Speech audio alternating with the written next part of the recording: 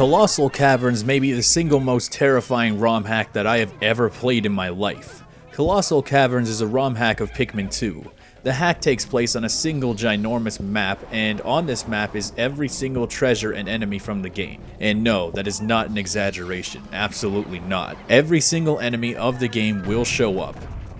Oh, did I mention that the map is also randomly generated? Because it is. Or seed generated, I don't know. All you gotta know is that sometimes when you hit play, it's one thing, and sometimes it's another thing, and then it's not the same thing, because the other thing is a different thing from the thing before, because it's now a different thing, if you know what I mean. And that does mean that the water wraith can drop in within 2 minutes and chase you around the map for hours, and I do mean hours. But it's kinda bittersweet, because if he does happen to show up, he will destroy every enemy in his path, which is great, less work for you.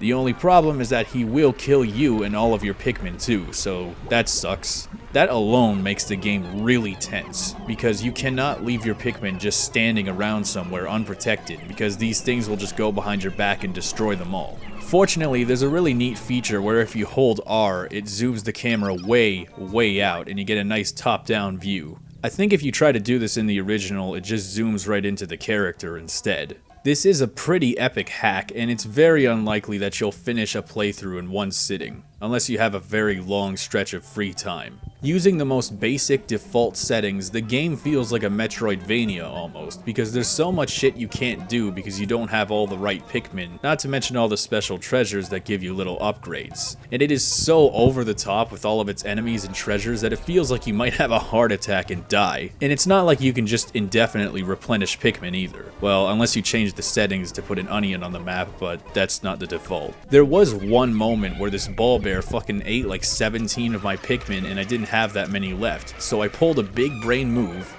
by tricking him into waltzing off a cliff and dying.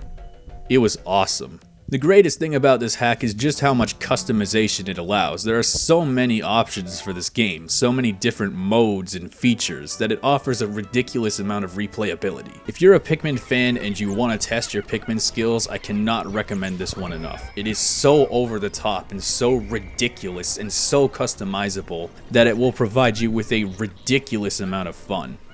And that concludes day 1. Merry Christmas.